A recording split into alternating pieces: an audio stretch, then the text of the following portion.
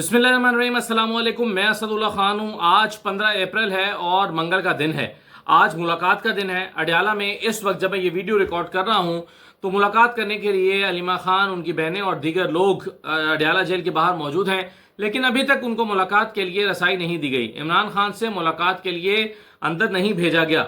अब इसमें क्या डेवलपमेंट होती है? अलीमा खान साहबा ने यह तो कह दिया है कि मुलाकात नहीं होगी तो मैं यहाँ से नहीं जाऊँगी। आपको याद है पिछले मंगल को भी ऐसा ही हुआ था। अलीमा खान साहबा की मुलाकात नहीं होने दी गई थी, फिर वो बाहर खड़ी रहीं, फिर रात तक उनको हिरासत में एक तरह से रखा और या हब्से भेजा में रखा, और उसके बाद फिर उनको दूर एक मकाम पर मोटरवे पे नीला दुल्ला के पास उनको छोड़कर चले गए और वहां से रात गए वो फिर वापस लौटी थी। और आज फिर मुलाकात का दिन है। अलीमा खान अपनी बहनों के साथ वहां पर पहुंची हैं और दीगर पार्टी के लोग भी मौजूद हैं, लेकिन अभी तक इमरान खान तक एक्सेस नहीं दी जा रही। अब इसमें आगे क्या होता है इस पर तफसील से बात तो अगली वीडियो में करेंगे, लेकिन इस मामले पर हम नजर जरूर रखेंगे। दूसरा, आज इमरान खान साहब को डिस्ट्रिक्ट जेल में पेश करना, डिस्ट्रिक्ट कोर्ट में पेश करना था, एडिशनल एंड सेशन जज अफजल मजूका साहब की अदालत में। आज उनको तलब कर रखा था, कहा गया था इंतजामिया से कि इमरान खान को अदालत में पेश किया जाए।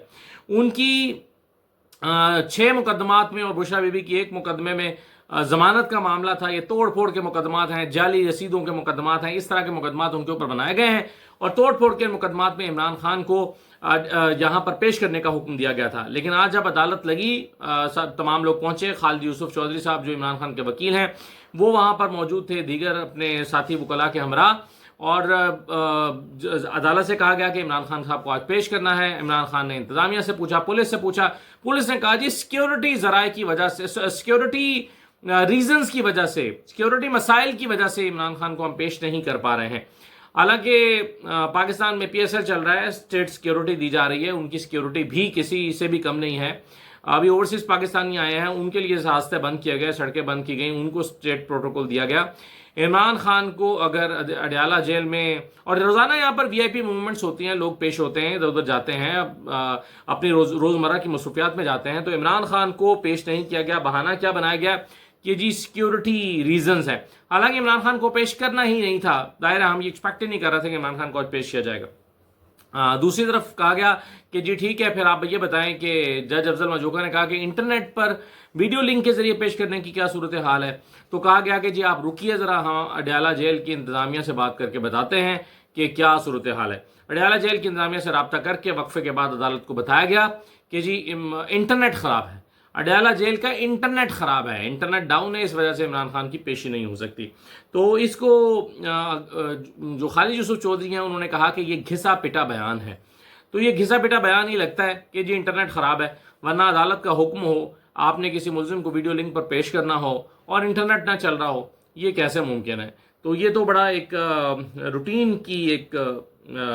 रूटीन का बहाना है कि जी इंटरनेट खराब है इसलिए पेश नहीं किया गया। बहरहाल इमरान खान को अदालत में पेश नहीं किया गया, यानी इमरान खान को एक्सेस बाहर तक भी नहीं दी जा रही और बाहर से जो लोग इमरान खान तक एक्सेस चाहते हैं उन्हें भी वो एक्सेस नहीं मिल रही। ये मामला जो है वो इस तरह से है।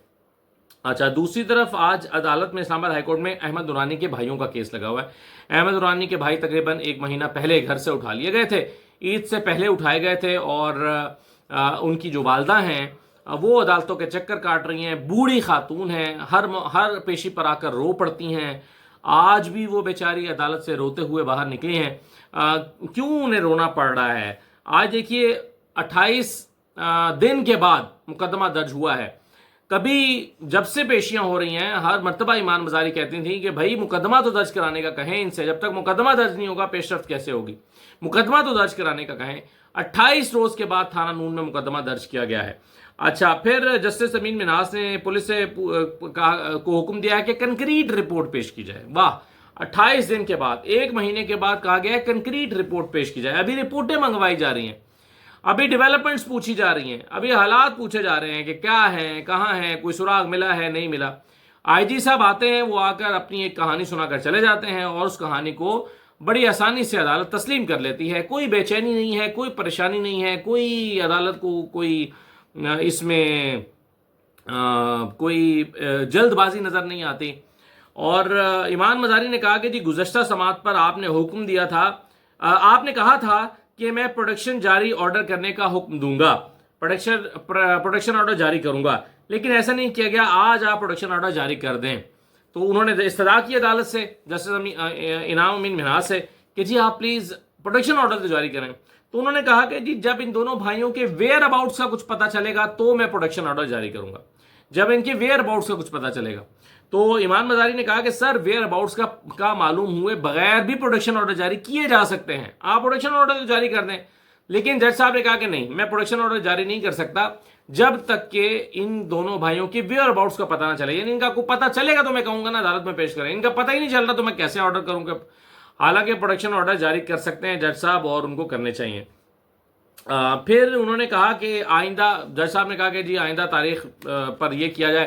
तो ईमान मजारी ने कहा कि आइंदा तारीख आप दे दें अदालत में। तो उन्होंने कहा कि नहीं, आइंदा तारीख में बाद में दे दूंगा। कभी ऐसा होता है कि जज वहीं पर अक्सर केसेस में, इस तरह के केसेस में खास तौर पर अगली तारीख देकर चले जाते हैं, कल परसों 1-2 दिन की तारीख दे दी जाती है। लेकिन कुछ केसेस में होता है कि चैम्बर में जाकर डेट अनाउंस कर दी जाती है कि जी फलां तारीख जो है वो होगी।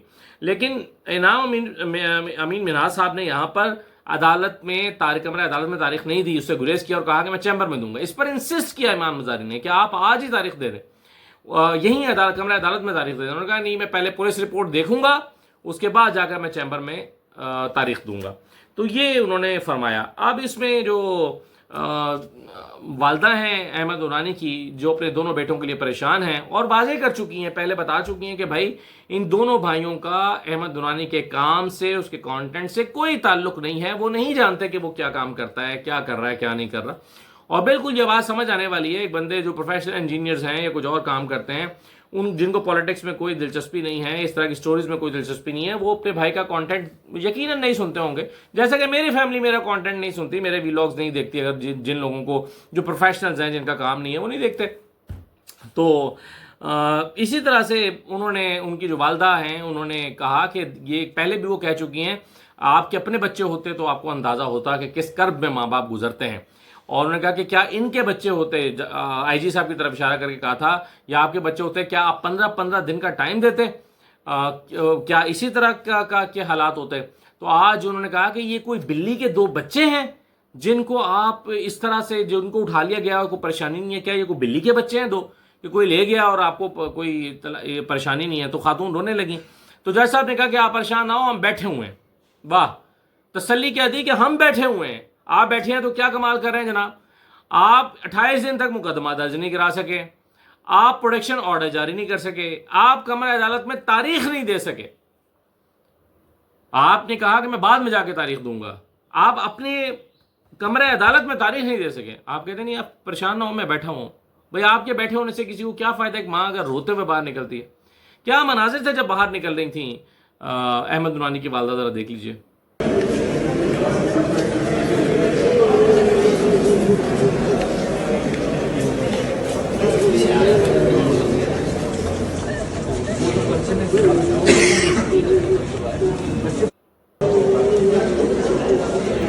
ये मां के आंसू हैं और तकलीफ से निकले हैं। काश किसी को इस बात का एहसास हो कि एक मां जिसके बच्चे उठा लिए गए हों वो कितने कर्ब में होती है। अल्लाह करे कि जल्द से जल्द इनके बेटे बाजियाब हों। इसके अलावा अख्तर मेंगल साहब ने भी एक धरना दिया हुआ है लापता अफराद के मामले पर। ये भी लापता हैं, दोनों इस्लामाबाद से लापता हुए हैं, इनकी मां रोती है। इसी तरह बहुत सारे लोग बलूचिस्तान से लापता हैं और उन लापता अफराद के लवाहिकीन जो एहतजाज करते हैं, धरना देते हैं, उनमें से ख़वातीन को उठा लिया गया। जब उन ख़वातीन को उठा लिया गया, इसमें मारंग बलोच वगैरह भी शामिल हैं, तो अख्तर मेंगल साहब ने धरना दे दिया। इस धरने को भी आज 18 दिन हो गए और 18 दिन से कोई पेशरफ्त नहीं है, ना उन ख़वातीन को छोड़ा गया है, ना इनके धरने कुछ मुज़ाकरात ज़रूर हुए हैं, लेकिन धरना बहरहाल ख़त्म नहीं कराया जा सका। अब इसमें मेरा जो कंसर्न है वो ये है कि कहीं ऐसा ना हो कि इसके नतीजे में कुछ और लोग जो है वो गुस्से का शिकार हों, रियासत के बारे में अपने ख़ास किस्म के जज्बात पैदा कर लें, और कहीं ऐसा ना हो कि वो दहशतगर्दों के साथ हमदर्दी करने लगें, कहीं ऐसा ना हो कि वो और इन लोगों को स्ट्रेंथन करें जिनको स्टेट अपना दुश्मन समझती है। तो ये सारी कॉम्प्लिकेशंस इससे पैदा हो सकती हैं जब तक कि ये मसला जल्द अज जल्द रिजॉल्व नहीं किया जाएगा, इस मसले का कोई हल नहीं निकाला जाएगा। तो ये जो प्रॉब्लम्स हैं ये बढ़ सकती हैं। इससे मेरा ख्याल है कि रियासत को पहली फुर्सत में या पहली तरजीह बनाते हुए इस मसले को अच्छे तरीके से حل کرنا چاہیے اور موقع دینا چاہیے کہ اور ان سے موقع مانگنا چاہیے کہ ہم آپ کے مسائل کو حل کر رہے ہیں، اور خود ان کو موقع دینا چاہیے کہ وہ پرامن طریقے سے اپنی جدوجہد کو جاری رکھیں اگر ان کے مسائل حل نہیں ہوتے تو. لیکن یہ جو طریقہ ہے اس سے میرا خیال ہے الٹا نقصان ہو رہا ہے.